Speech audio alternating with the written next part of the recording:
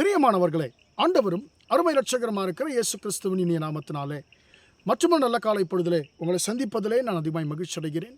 இந்த நாள் முழுவதுமாக நீங்கள் செய்கிற எல்லா காரியத்திலேயும் கர்த்தருடைய கரம் உங்களோடு கூட இருந்து உங்களை நடத்துவதாக. ஒரு வசனப்படியாக சொல்லுகிறது, வேதத்தை கேளாதபடி தன் செவியை விலக்குகிறவனுடைய ஜபமும் அருவருப்பானது என்று சொல்லி நீதிமொழிகள் 28ஆம் அதிகாரம் 9ஆம் வசனம் சொல்லுகிறது. அன்பானதுடைய பிள்ளைகளே, அருவருப்பான ஜபம் என்று சொல்லி இந்த ஜபத்திற்கு பரிசுத்த வேதாகமத்திலேயே பெயர் கொடுக்கப்பட்டிருக்கிறது. உண்மையாகவே இந்த வசனத்தை நான் வாசித்த போது நான் ஆச்சரியப்பட்டு போனேன். ஏனென்று சொன்னால், அருவருப்பான ஜபம் என்று சொல்லி ஒன்று இருக்கிறதா, கர்த்தருக்கு அருவருப்பான ஜபம் என்று சொல்லி ஒன்று இருக்கிறதா என்று சொல்லி நான் ஆச்சரியப்பட்டு போனேன். ஏனென்று சொன்னால், இந்த வசனம் அப்படித்தான் சொல்லுகிறது, தெளிவாய் சொல்லுகிறது, இப்படிப்பட்ட ஜபம் அருவருப்பானது என்று சொல்லி.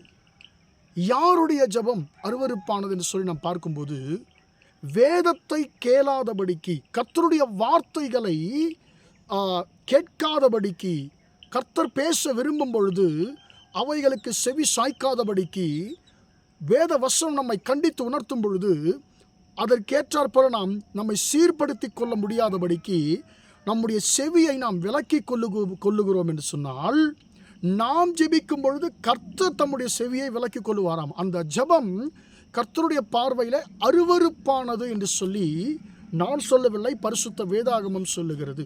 அன்பானதுடைய பிள்ளைகளே, நம்முடைய ஜெபம் எப்படிப்பட்டதாக இருக்கிறது என்பதை நாம் இதை வைத்து நாம் முடிவு செய்து கொள்ள முடியும்.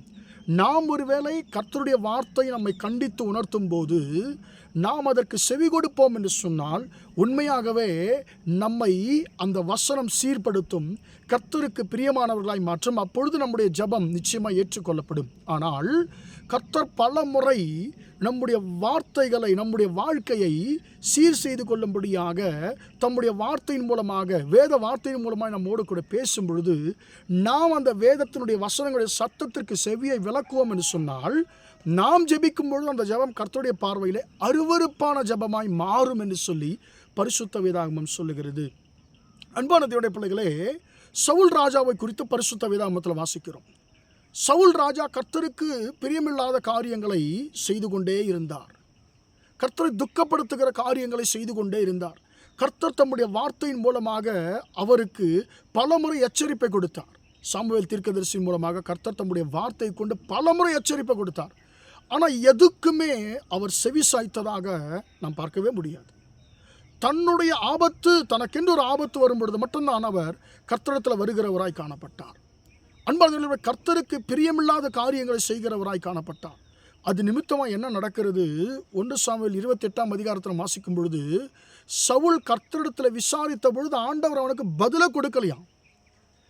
சவுல் கர்த்தரிடத்தில் ஜெபிக்கிறார், கர்த்தரிடத்தில் விசாரிக்கிறார். ஆண்டவரே, சத்துருக்கள் வந்து விட்டார்கள், நான் இப்பொழுது என்ன செய்யணும்னு சொல்லி ஜெபிக்கிறாரு, விசாரிக்கிறாரு. கர்த்தர் பதில் கொடுக்கல. ஏனென்று சொன்னால், அந்த ஜெபம் கர்த்தரால் அங்கீகரிக்கப்படலை, கர்த்தருக்கு அருவருப்பான ஜெபமாய் மாறிப்போனது. ஏன் அருவருப்பான ஜெபமாய் சவுலுடைய ஜெபம் மாறிப்போனதுன்னு சொன்னால், அன்பான தேவனுடைய பிள்ளை, அவர் கர்த்தருடைய வார்த்தையை கேட்காதபடிக்கு தன்னுடைய செவியை அவர் விலக்கி கொண்டார். கர்த்தருடைய வார்த்தைக்கு விலக்கி கொண்டபடினாலே அந்த ஜெபம், சவுலுடைய ஜெபம் கர்த்தருடைய பார்வையிலே அது தள்ளப்பட்டதாக, அருவருப்பானதாக மாறிவிட்டது. அன்பான தேவனுடைய பிள்ளைகளே, இன்றைக்கு நம்முடைய ஜெபம் எப்படியாக இருக்கிறது?